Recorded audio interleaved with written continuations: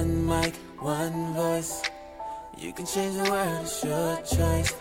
One mic, one voice. You can change the world, it's your choice. One mic, one voice. You can change the world, it's your choice. One mic, one voice. Welcome to the One Mic, One Voice show, building the collective conscience, a show that is created to give space where your voice, ideas, and informed opinions can be heard, appreciated, and debated. I am Michael Eric Owen. And hey, I am DT. Man, you sounding smooth, man. Just take some Man, I've been taking lessons. Okay. You know, Richard been giving me lessons, man. You know. Yeah, smooth one-on-one. Yeah. He's been giving me jazz lessons on the microphone. But man, it is great to be back in the studio with you. Yes, sir. So how you been, man? I mean, things been going on, man. You had a fashion show you were in, man. Talk a little bit about that. It's kind of hard to talk about. Okay, so one of my friends, right, a classmate of mine, Jasmine Gower, her and I graduated together. She asked me to be a part of this fashion show that she's been a part of for the past few years now. And I believe this is the third annual fashion show that Lakeitha Burks has had. The name of her clothing line is called Back to My Roots. And Afrocentric kind of African-centered clothing type deal. So, you know, I didn't feel a problem with being a part of that. And so I did it. I was the king. I will let that be known. You are a king. Of the fashion show. So you're not were the king. You are a king. I had one of the predominant roles in the show. And it was exciting, man. It was good. My mom and my lady came out and supported. You know, it was just a good time. I actually seen Nikki Nice from the Open Mic Talk show. They're hosting. Okay. And so yeah, man, it was a new experience for me. You know, to get out there and strut my little stuff. But I had a good time. This was the day after the gala, right? Yeah, day after the gala. You know, my weekend was packed. I talked about our last show, man. Like, I felt like I had the blackest Black History Month ever. You know, being a part of the gala, being a part of the fashion show, being a part of the production we went to go see, the play, which starred one of your sweethearts, no doubt, right, Leah Marie. And so, man, it was awesome, man. Like I said, I now I think I hope to plan to get more stuff like that lined up, but it was a blast, just kind of putting myself out there and just being a part of it all. I mean, it was a Black History Month to remember. I think there were some significant things that happened, and I saw the pictures, man. You look smooth, bro. No doubt. I mean, you looked like a king. No doubt. Well, every day you look like a king, so I don't know what I'm talking about. But, you know, folks, we are continuing on part 2 of social exclusion. Matter of fact, we were not going to make this part 2. We were like simply done with this, but we heard so much feedback during the week from folks that have been like into the episode and had so many comments. And so we just kind of wanted to, you know, return to this topic. And sometimes in life, you know, the first go around is not enough. Not enough. You know, sometimes, Mike, I feel like the topics that we bring up could be elaborated on for weeks at a time. Absolutely. Because, you know, with information and knowledge, you know, you can never really delve deep enough sometime. And, you know, when you're scratching the surface, and that's why it's important, I'll put a disclaimer in there that you become a part of our Patreon membership, because we do go a little bit deeper on some of these topics that we bring up. But I do feel sometimes that it's necessary to recap or try and scratch a little deeper than we do sometimes on the shows, because it's necessary. Absolutely. To just give the people and give ourselves that due diligence to dive into the depths, as they say. Patreon.com/OneMicOneVoice. Become a member. You can get behind the scenes before the show. Folks, you can get the raw deal of what we're trying to do here. Shout out to all our listeners. I know we don't do that enough. Showing love across the globe, from the continent of Africa to United Kingdom. You know, we just really appreciate, in the United States, we really appreciate all your comments, because your voice matters. I mean, One Mic is about your voice. It's not about our voices, because we're going to give you our voices. I mean, that's a given, right? We're going to give you our opinion. And we try to be as unbiased as possible, but you know, it slips in there, and we deal with it, and we live with it, and we also argue in favor of that. But your voices matter. And matter of fact, man, we are in the midst. Matter of fact, we're on the cusp in Oklahoma City of a teachers walkout, right? And it's like, and I just want to be clear that the teachers in Oklahoma are not necessarily advocating for them to be leaving their students behind. But what they are doing is standing up for themselves and saying, you know, hey, break us off, because, you know, we matter. And that's the whole deal. You know, you need to pay the people who are driving the train, right? You know, like, absolutely. It just makes sense, you know. So as of lately, we're in a spring break week. This is the start of spring itself, and a lot of our teachers aren't even getting to enjoy this time off. They're actually spending their time advocating and educating our lawmakers about what exactly is happening. KFOR put out a article which states that Oklahoma teachers spend spring break at the Capitol. And so it says many spent their Monday lobbying at the Oklahoma State Capitol to avoid a teacher walkout. Right? They don't want this to happen, but so be it. Currently, they still have 2 weeks to put something on that table, said Eric Winkler, president of Putnam City Association of Classroom Teachers. If not, teachers are prepared to walk out. Teachers traded their vacations for a chance to advocate on behalf of a teacher pay hike. One teacher says, my textbooks are from the 80s and the 90s, and we barely get to use them. We don't have any funding to replace that, said Michael Rowley, Midwest City High School teacher. Rowley said that he had to lobby for a change in teacher pay with handwritten cards in their hands, and the teachers are hoping to see some changes. They say we want to make sure our representatives know that we are not wanting a walkout to happen, Rowley said. Rowley supports the Oklahoma Education Association plans for a $10,000 teacher raise and a $5,000 raise for support staff. Ginger Tenney doesn't think the plan will work, so she has another in mind. So the plan we have is realistic, she says. It's not fake. It's not fluffery. It's real, and we believe it's going to get passed. The Professional Oklahoma Educators is also lobbying Monday. The group is pushing a plan unveiled last week by Speaker Charles McCall. The proposal would raise starting pay for teachers by 5% for the next school year. By the sixth year, teacher salaries in Oklahoma will be more than $42,000. Those who serve more than 25 years could see about $60,000. I think this is only viable. I think it's the only viable plan, and I don't want our teachers to walk away and have nothing, Tenney said. Tenney said the plan would take the place of salaries scheduled, so it's funded. So far, teachers don't support the proposal. That is something that is 6 years down the road, Winkler said. We're losing people this year. Another says, I don't think there's a path to get a $10,000 pay raise this week. Representative John Eccles. Eccles sees something about $3,000 to $5,000 raised this season without anything being included for support staff. And so we're facing lots of issues. Says I do know we have to have something, and it needs to be this legislative season.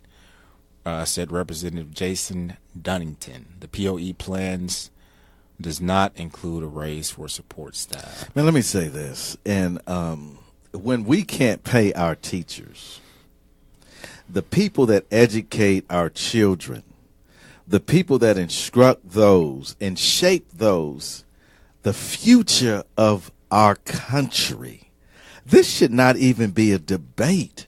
This is the problem that I have, is the fact that we're in silly season.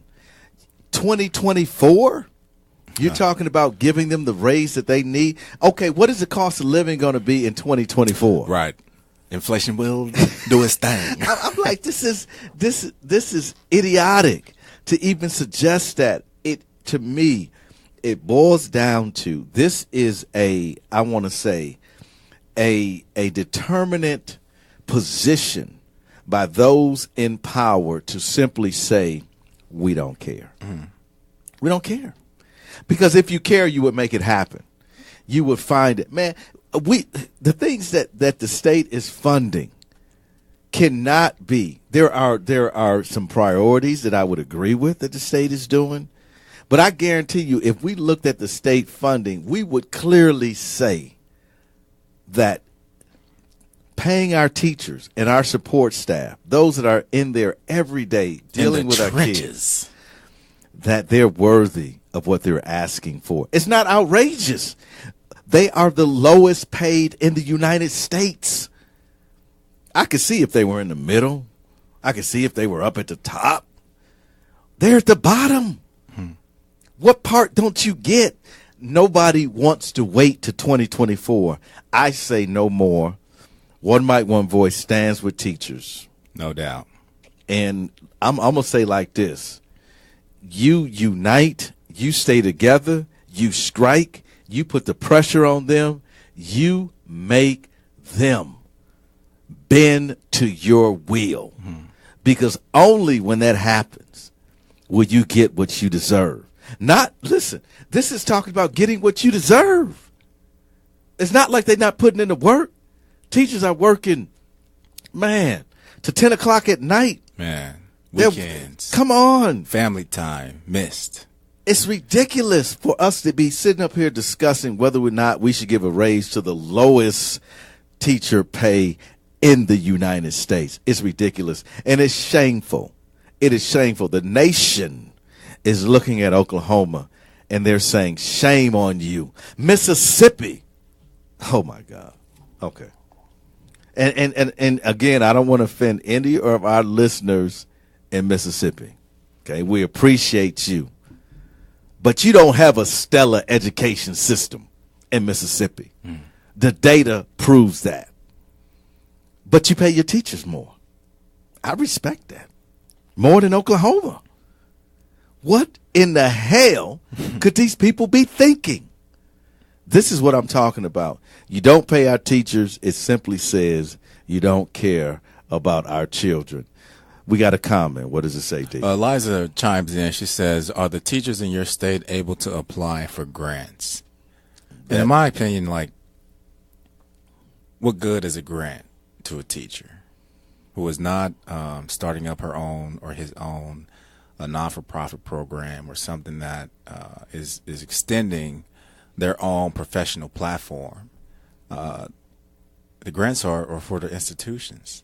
And so if the individuals don't represent an institution or a business or some type of entity, then the grants don't go very far. And one thing I say about grants, I mean, grants are you rarely find a grant that's going to give you operational dollars.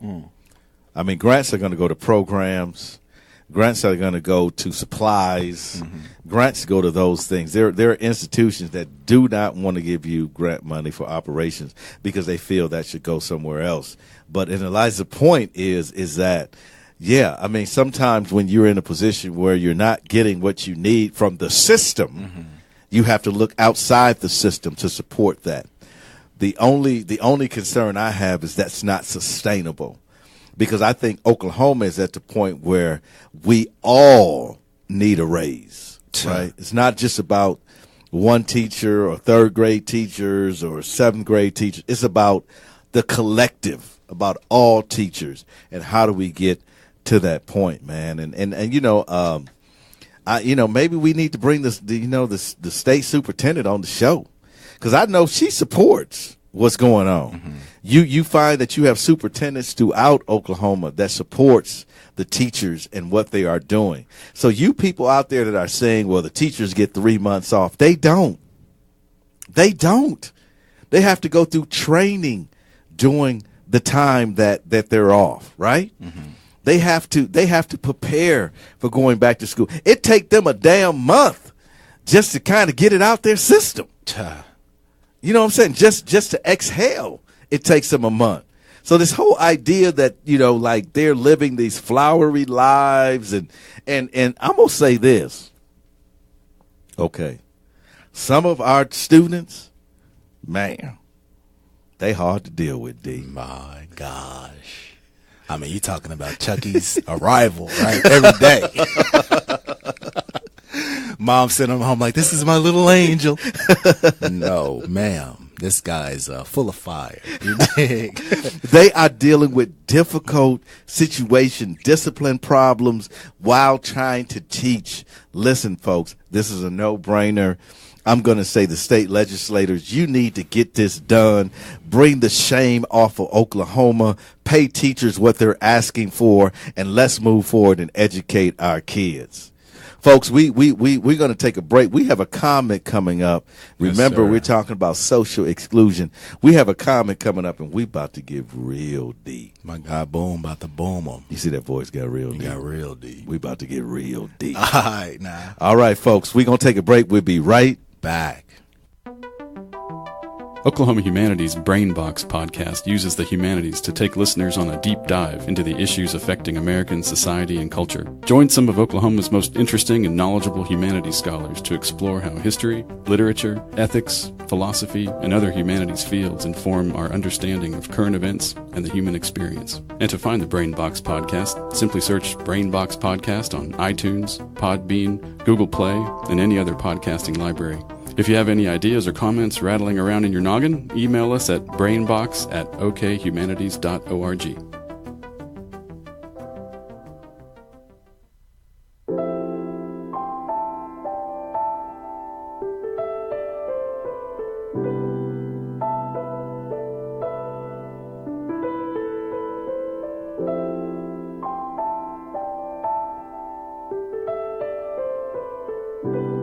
This is Josh K. And I am Leah Marie. And when we listen to podcasts, we always listen to One mic, one voice.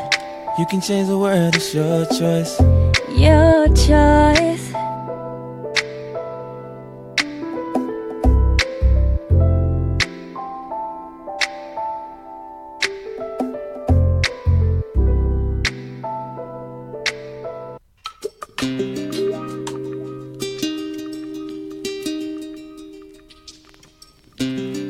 social exclusion. Yeah. Do you feel left out? Are you not part of the process? Are you not in the mainstream? Are you the only one in the room that feel like you don't fit in? Well, this conversation is definitely for you. Some people, D, say integration was a problem. Yeah, big mistake. Some people simply say that we need to have our own. We need to get away from the mixing and the blending and the, I would say, the social interaction between the races. Deep analysis. We had a listener that kind of went into that same vein. Let's talk about that for a minute. Yes, sir. My guy Boom out of New Orleans, who is also an educator, also a mentor, New also Orleans. somebody who spends a lot of time with people, with students, just giving back whatever he can. But he did have a question, and we've talked about this on the show in previous episodes about the importance of casting your vote and putting yourself in a position to have a voice and a choice in what is going on in the mainstream society. So it says, question, how long have people of color been allowed to vote? Two, how many people of color have held a political position? What's changed? Are people of color in a better position educationally, financially, socially? He said, I'm sick of people screaming vote like this makes a difference. Yeah, people of color fought for the right, yada, yada, yada. People of color also fought for integration, and that shite was a mistake. We are fools to think that this system will ever favor us. This shite needs to be destroyed, and a new system must be established. My first question would be, what does he suggest as a new system? And and let me just say this: I'm a postmodernist, right? I don't believe that the systems that we have in place are working and are the best systems. Mm-hmm. And so there's some people that believe you can transform the system from inside the system. Well, being a postmodernist, I simply say get rid of the system, right? Scrap it all. And create a system that works. So we are in agreement on that, right? That's just my viewpoint. There are many that will disagree with me. Let me say this. This is where I battle with this idea of integration being a problem. Now, I get the argument. I do. And I think it's a valid argument that when you talk about the social exclusion of black people from, say, churches, colleges, well, let's just talk about the education system altogether, right?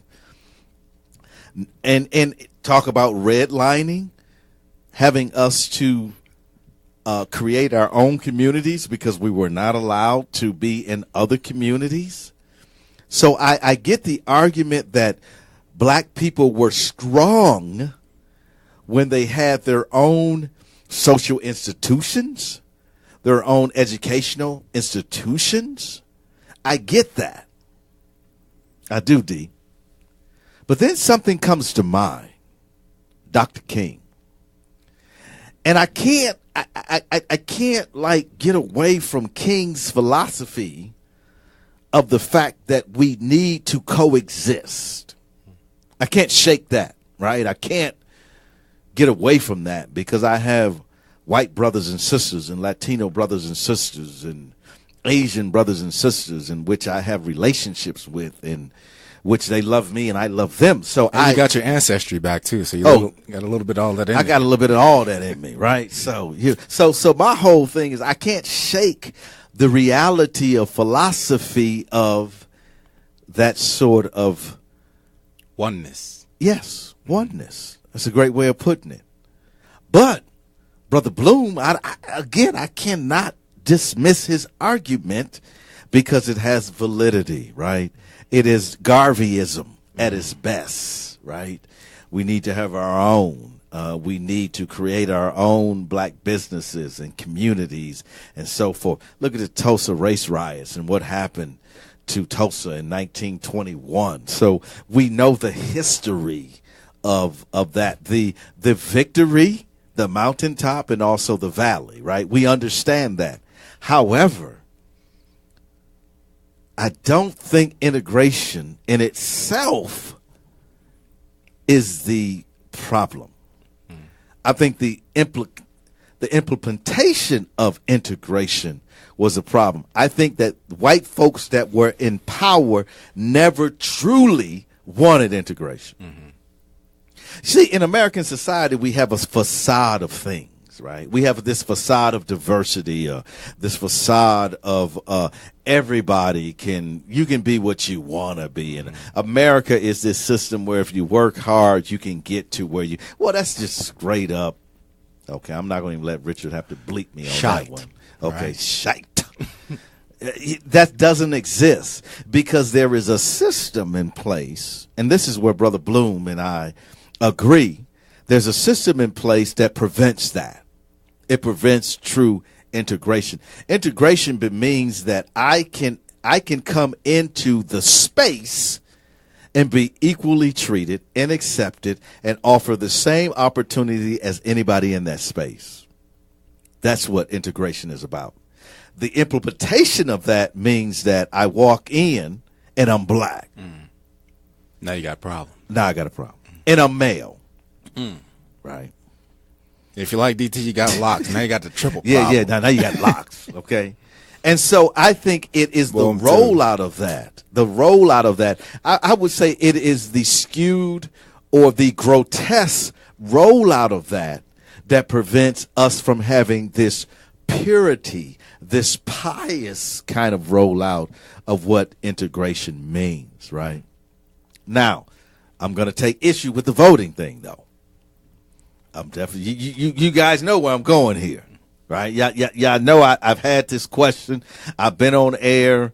I've been on multiple radios, national radio, and people have come up and say, as black people, why do we vote? Our vote doesn't count.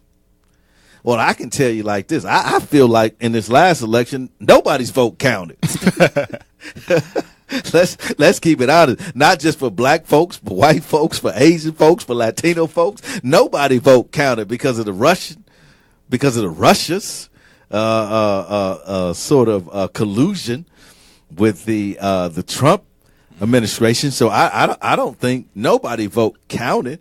So I get that. The problem I have, though, Brother Bloom, let me say this.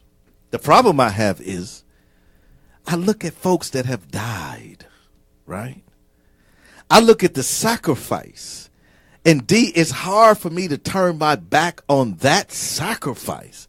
Those that went to the polls and were ran away by the Ku Klux Klan. Or killed on the ride. Killed. Those that believe that their vote matters so much that they were willing to sacrifice their life. I can't shake it, right? And so in me, Brother Bloom, it breeds a sort of obligation, right? So whether I think it is working in the way that it is designed to work, maybe not. But what I understand is, Brother Boom, what I understand is I must do it.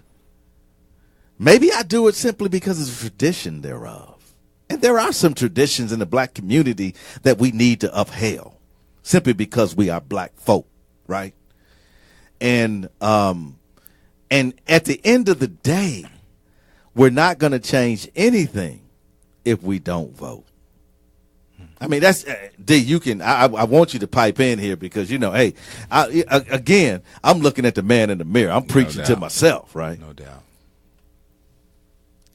So, Boom says you just go through the motions.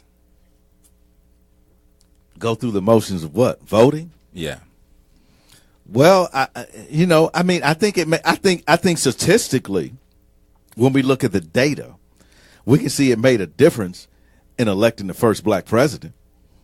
No one can deny that statistics when black folks get out. Matter of fact, when you look at Alabama, and I'm not sure that, and we talked about this on the show, that Alabamans, that it benefited them to actually put Doug Jones into office. Doug Jones, I think he ran for the Senate, right? Was it the Senate? Congress? I can't remember. Somebody will correct me on that. But whatever he ran for, that's a national election. That has very little impact on local elections. But they sold it to black folks as local. We need to change this. Doug Jones ain't got. You have state legislators, right? You have a mayor. You have a council, which make those decisions. And so I don't know if it was in black folks' interest, but what I will say is you saw the power of the black vote when it came to Alabama. You also saw the power of the black vote when it came to Barack Obama. So I think going through the motions, I think it's a little bit more than that. I think we may, and I'll give you an example. Milwaukee, where I'm from, the majority of Milwaukee are minority voters. You can't. White folks are in the minority in Milwaukee. You can't get elected in Milwaukee without the minority vote. So is there power there? Absolutely. Now, let me say this. We've been to Milwaukee. We've seen the challenges in Milwaukee. Most segregated city in the whole United States, right? So one could question whether or not that power actually makes a difference. However, I think voting does make a difference. You might want to scroll down on that, bro. But go ahead, right. bro. I said Eliza has another comment. She says, I understand Mr. Bloom is coming from, I understand where Mr. Bloom is coming from, but for white folks like me who have dear friends who are black, without integration, our paths may have never crossed. And it's just like to the point you said, we're all kind of now in contact, in communication, in partnership, in relationship with people who are not of our own cultural foundation. And so that's something that we all deal with on a daily basis. You can't go anywhere and not see somebody not like you unless you live in this isolated type of environment. And as people who are impoverished or of the lower classes, you don't have a choice but to be integrated or to be influenced by or to be included in environments and societies that are not only of your people. And so I mean, like anybody, I went to school with all types of different people. And had not integration been a thing, or this, type of living had been consistent with my reality, then I wouldn't have, some of the partnerships and friendships that I have. So I think that's any of us. Boom says the only thing, in his opinion, is that integration allowed for the U.S. to spend our money elsewhere. That's valid, because we look at the statistics on black spending power and the black dollars and all those things. We understand that we have that power. Just like when the Black Panther went to the box office, we showed up in droves to support that. I would argue that our money collectively could be spent in other ways to help build up that cultural wealth. As opposed to spending it at a movie theater. But there is still some significance in what happened with that. We have now the number one movie in the world, broke all the records, and what have you. But I don't think that tells the whole story about us as individual people. He also asked about did having Barack Obama as the president of the United States benefit us? I think it does, I think the idea of what was beneficial for black folk. This is what I argue. I think some expectations, going into the ascension of Barack Obama was misguided. I think the idea, it's just like black people said. There's an expectation, right? Yeah, and black people said now things are going to be different because we got a black president. Well, that's what white nationalists are saying. No, really. Right. We got a white nationalist in the White House. We're going to take our country back, this and the other thing. The expectations is skewed. Now, the president is a position over the United States of America. It should represent, we don't see that right now in this clown that is in office, but it should represent all people, all races, all cultures, all identities. However, it doesn't, right? So I think the expectations, but Barack Obama in himself, in his wife, in his family, and in the way he showed black excellence. Compare Barack. This is what I want to say to anybody that says, does it make a difference? Compare Barack Obama to Donald Trump. You can't. Okay. You see the difference. You can. Okay. You see the difference. And some differences are symbolic. They're not just in monetary. They're simply symbolic in what a person represents. So to me, I think him being in office definitely benefited black folk in the sense that black excellence was shown. Black family excellence was seen, not just by the United States, by the world. And how we capitalize on that is a whole different thing. But let me say this with Brother Boom. Let me say this. Okay, let me just say this. This is where we centrally agree that integration for me, and I'm going to speak for Brother Bloom, integration for me in him means that when I walk in the room, my color means nothing to you. My gifts, my talents, my ability. My voice weighs the same as anybody in the room. I have the same opportunity. I start at the same line as everybody else. And until we receive that, oh, yeah, I have a problem with integration. I do. I mean, how could I be a black man and not have a problem with that? When I see what happens to me each and every day of my life and happen to black folks across this country, yes, I do have a problem with it. I just believe that the implementation of it is the issue, not integration itself. I will parallel that with separate but equal. Oh yeah, separate but equal. Yeah, you on paper it looks good, but the implementation of it No, it's not, because the car in the back was not like the car in the front. Right? The bathroom was not the same. Mm-hmm. The rest going in the back was not. You understand what I'm saying? Mm-hmm. Right? The schools are not the same. So you on paper,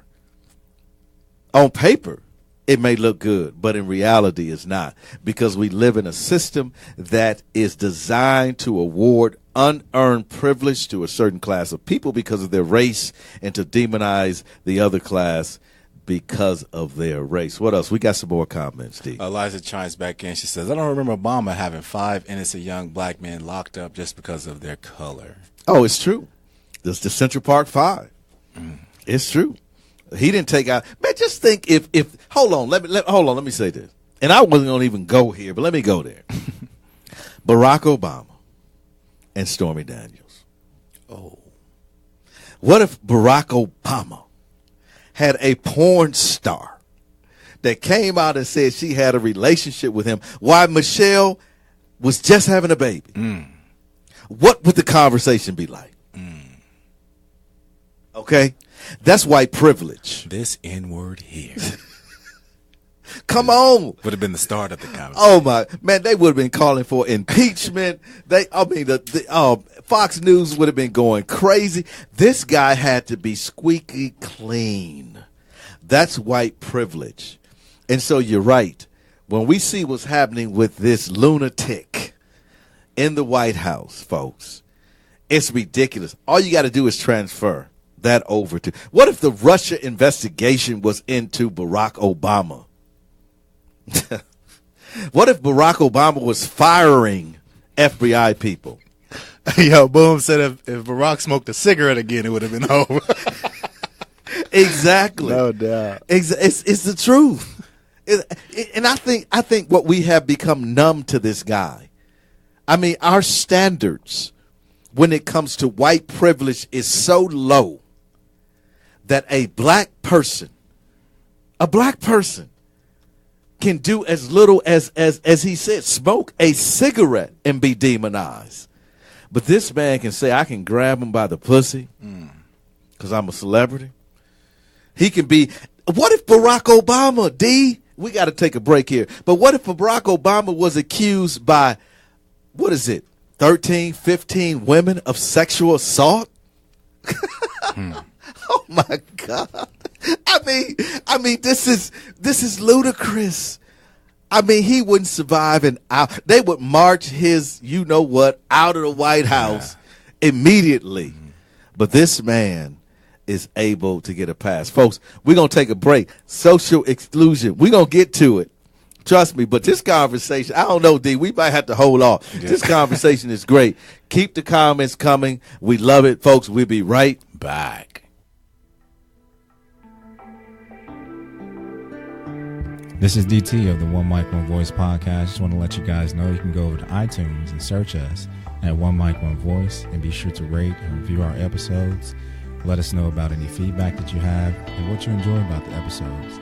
Also, you can go over to Stitcher, where you can get the latest and freshest episodes of our podcast streamed directly to your smartphone or iPad. No downloading or syncing. How cool. Real smooth.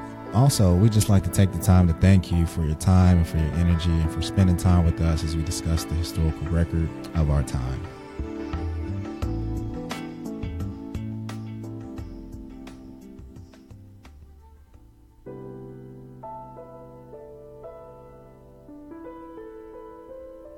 This is Dr. Laura Gillott, and when I listen to podcasts, I always listen to the One Mic, One Voice show.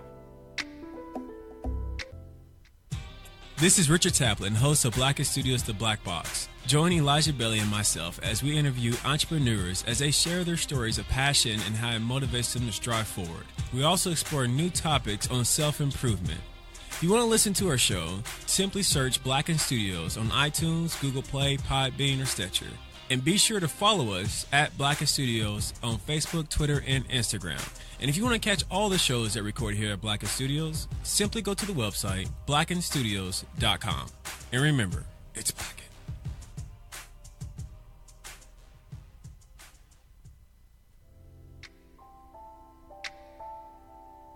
This is Dr. Paul Ketchum, and I fully support One Mic, One Voice, and I recommend you do the same.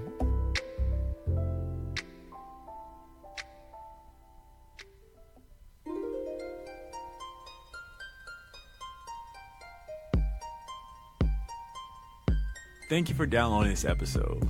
If you're on iTunes, Stitcher, Podbean, Google Play Music, or whatever podcasting library you're listening to this show on, please rate and review. Those reviews and ratings help us tremendously. We thank you.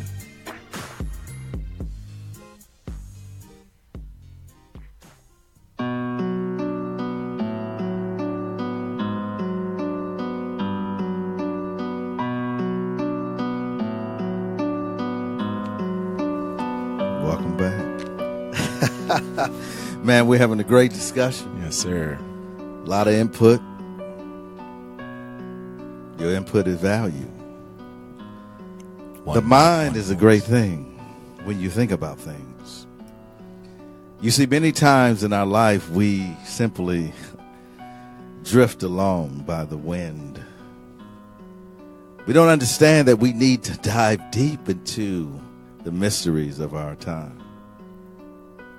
Yeah, we can do that. If we are committed to the truth, we will do that. And unless we have these very important conversations, we will never truly have that.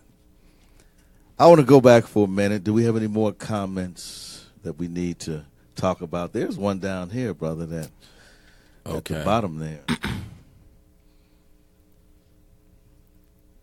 Yeah, Boom says that there's a note that legislation was passed for the LGBT community, but little to none for the people of color. And this is during his question concerning Barack Obama's stint as the president of the United States. Well, what I will say is this: the LGBTQ community has done a phenomenal job of organizing, better than we have as black folks. If we truly want to admit that, they have. They have an agenda. And no one that is in the know can deny that. And I applaud them for their unity. That's what we lack when it comes to black folk. Now, I know I'm probably going to get some in my message box about that, D. But that's all right. I can deal with it because it's the truth. We have yet to figure out as black folk how to come together, and we don't recognize our strength. It's not about exclusion or hate or retribution. It's about receiving what we should do, receiving what we should as black people. And that's got to come through unity. So, yeah, I agree. He responded to the unity of that community. We can talk about Dr. West. We can talk about the folks, the black Republicans on the right. We can talk about all of that. That's this we have this unity among black people. Mm-hmm. And if we don't want to acknowledge that, me and D were having a conversation. I was looking at Arthur Miller last night, the playwright. Arthur Miller made a statement. He said that the writer's task is to reveal the hidden and the unspoken, and that's where the truth lies. Until we talk about what is unspoken in our community, this unity, what is hidden in our community, the pain, the fact that I might have a black boss and the black boss treats me worse than a white man. Until we talk about that, there is no unity. So we have things inside the community, my dear brother, that we need to work on and we need to eradicate before we can begin to have unity. Yes, I'm going to say this, like the LGBTQ community. Boom agrees. He said they also have a strong economic base, which makes it a big difference. Eliza said, could it be that certain powers that be are trying to stop black people from coming together? Eliza, look up COINTELPRO. which is an organization strictly designed to do just that. So yes, in the short, to answer that question, I mean, you go back to the FBI, man.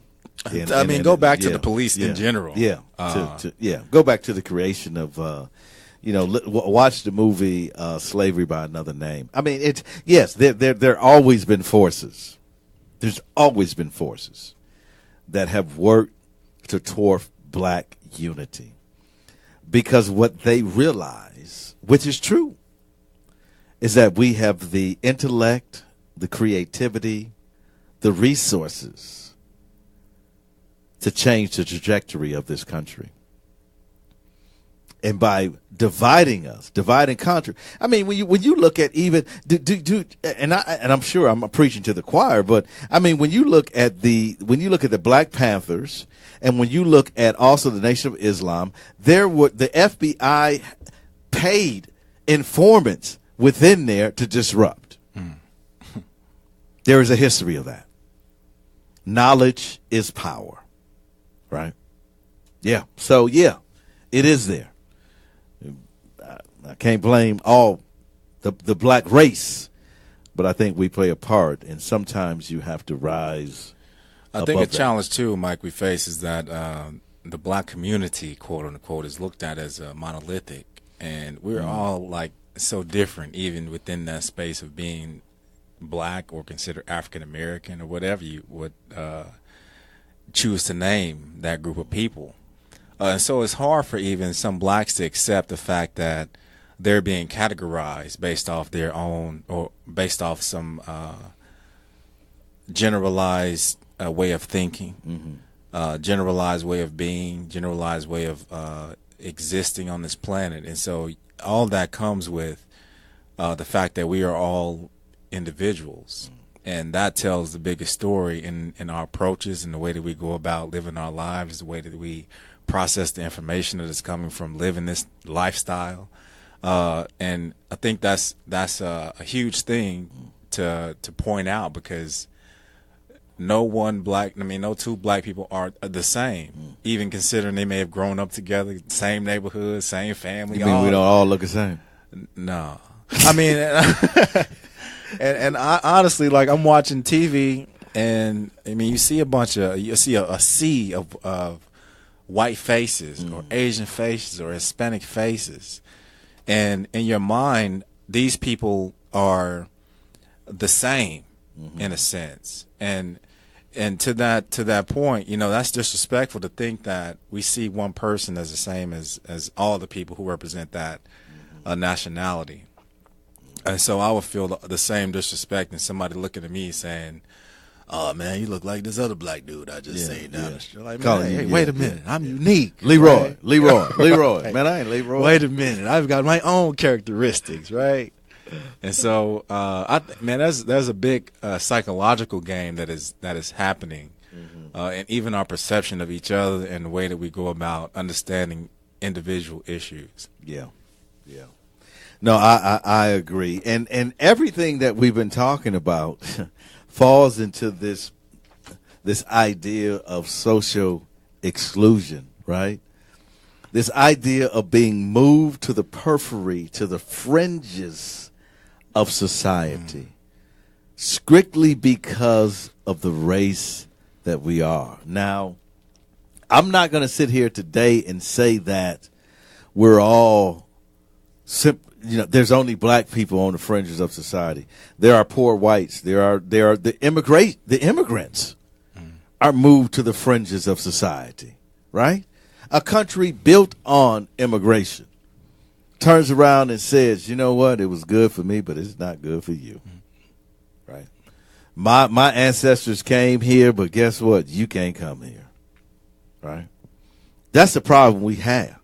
A president that's married to an immigrant, that's questionable about her citizenship, can say Mexicans are rapists, criminals, blacks. What do you have to lose? You go out your house and you get shot. Yeah, I walk out my house, I'm fine. I don't know. I grew up in the inner city of Milwaukee. I'm still here. No, nobody shot me. You know what I mean? The idea of not 50 Cent, right? I'm not 50 Cent. Well, he got a lot of money though. Yeah, he got shot 9 times too. So, but he got probably $9 million though. That was before the shooting. Yeah. But the point being is that listen, I'm not saying that everyone on the fringes are just black folk, but I'm saying when you look at the health statistics, as we talked about in our lab, we talked about these magnets, the poverty magnet. We talked about the segregation magnet, the health magnet, the education magnet, the discrimination magnet, and how all of those things pull us away from the mainstream of society. It pulls us away from what? Integrating. That's it. From that oneness. That oneness. Pulls us away. Not because the majority of white people are saying, I don't want you here, but because of a system that prevents you from being here. Let's say, for instance, a brother that spends time in prison. Okay, he does his time. He gets out, has a felony. He's lucky enough to get a job. He pays taxes, but he can't vote. That's the fringes. That's taxation without representation. That's how this whole thing happened, right? But we do that all the time to black and brown folk. Oklahoma leads the nation in incarcerating black women. Let me repeat that. Oklahoma leads the nation in incarcerating black women. 53206 in Milwaukee, 67% of all black males go to jail. Are we born bad? Ouch. Are we born corrupt? Ouch. Are we born not wanting anything? Are we born with some criminality in our brain? Not at all. Look at a baby when it's born. It smiles, it laughs, it plays. There's no criminality. There's no corruption. But introduce you to America. Yeah, let me introduce you to America. With all your media. Well, I don't see myself. Matter of fact, when I see myself, I'm a criminal. When I see myself, D, you're on the dark I'm the side. villain. Right? When I look at 500 CEOs, I don't see myself. Mainly when I look at teachers, I don't see black males. When I look at the wealthy in this country, I don't see black people. When I see the covers of Vogue and 17, and when I see the covers of Vanity Fair, I don't see anybody that looks like me. What does that mean to a young child? Yeah, you begin to question your beauty. You begin to question your identity. A system is created, right? And then all of a sudden now I'm growing up in a hood that, man, there is no jobs. And get this, D, the only people that own business don't look like me. I go around to the corner store, man, that's Iranian. I go around to the corner store. Black neighborhood. Yeah, in a predominantly, I'm saying, well, why? Oh, okay. And I see bars up. I see bulletproof glass. I'm saying, am I your enemy? You have come into my community and you've set up some sort of prison to save yourself from me, but you want my money. This is truth. This is the unspoken. This is what we don't want to talk about. Right? What does that say to a child? I remember going in there. I'm like, man, what is this? I took a brother, man, when I was in graduate school back to this fish place, man. Bro, let me tell you something. This was probably the most guarded fish place I ever seen in my life. Bulletproof glass everywhere. The way they gave you your food was they opened up like this steel door and hand the food through there. They're like you're in a prison. But you want my money, but you won't even touch my hand. Interesting. What does that say to a young boy or girl, black, in their own community? You see, the system is designed to turn out exactly what it's turning out. So in other words, when I do something because I have a lack of opportunity, I have a lack of education. So when I do something that is against the law, you lock me up. Then you give me a record. Then you tell me I'm never going to be anything. Right? Daddy's in prison. Mama's on drugs. It is the cycle of a system. And until we begin to transform, no, let me back up for a minute. I'm on Brother Boom. I'm gonna get on that. Until we eradicate the system. Yeah. Make it anew, huh? Make it a new system that is equitable. Let's talk about the opiate crisis. We're gonna have to get out of here. We haven't even got to our time. But we're gonna have to get out of here. The opiate crisis. Why is it a crisis? Because it's happening to the white folks. Nope, it wasn't a crisis. The crack wasn't a crisis. Let's just lock them up. But all of a sudden now, it's happening in the suburbs. And it's white people. It's white students. It's a national epidemic. Something's got to be done. You know, it's funny because, like, I've watched over this past couple of weeks different conferences, different town hall meetings that come together to address the opioid addiction. We even had our number 45 even address this issue several times. And like you're saying, what happened when there was crack flooding the streets and this thing was taking over so many families and so many evil aspects. We had the war on drugs, right, with Lyndon B. Johnson. Which targeted who? Right. And so I definitely agree. It's definitely interesting to see the contrast when you get a chance to see who is involved racially. And it's sad to even have to put that out there like that, but that's what it is. Boom also says that there's always going to be an underclass. However, we should not be it. And I agree to that 100% because on the backs of black, this place was built, right? And to be in a subservient role in a society where you've done most of the work is strange to me. And you got nothing for it. You got nothing for it. Simply, you free. And are you free?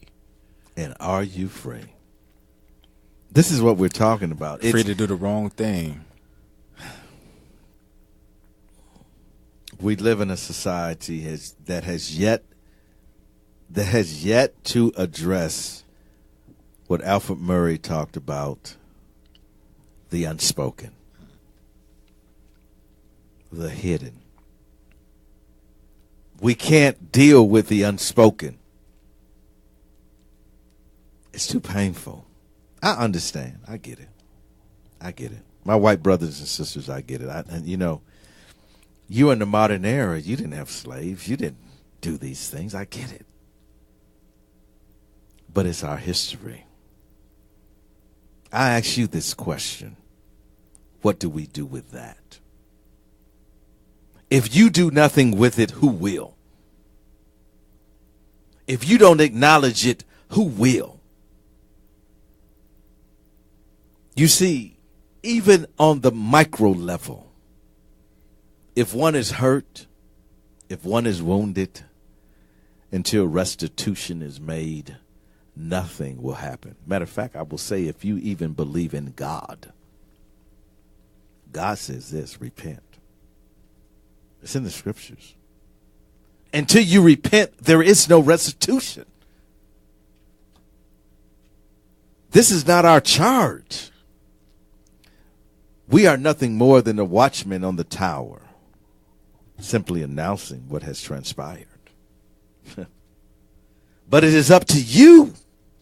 It is up to you to take this charge and do something with it. What am I saying? I'm saying that you play a role in this. You might not have had me shackled. You might not have had me in your field. But because of the origin of your birth and the unearned privilege that you experience each and every day, you are obligated. Because history will speak of us. Somewhere in the distant future, a scribe will reach down deep into the archives of our time, and what will she find? Will she discover that we overcame our differences? Will she find that out of many, we became one? Or will she find that we solved nothing and remain a divided people? Yes, history will speak of us. We can beat the change that's in our lives. All we gotta do is work together. We gotta raise our children better. We gotta stop the hate, and spread the love. One mic, one voice. You can change the world, it's your choice. One mic, one voice. You can change the world, it's your choice. One mic, one voice. You can change the world, it's your choice. One mic, one voice. You can change the world, it's your choice. Your choice.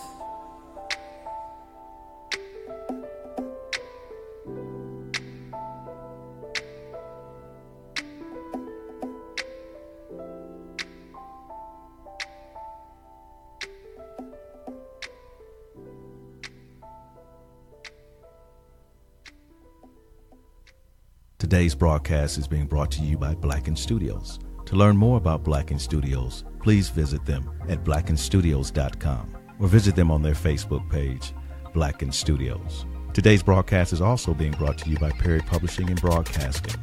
To learn more about Perry Publishing and Broadcasting, please visit their website at perrypublishingandbroadcasting.net. The opinions of the One Mic, One Voice show do not reflect the views of Blacken Studios or Perry Publishing and Broadcasting. Thank you for downloading the One Mic, One Voice show.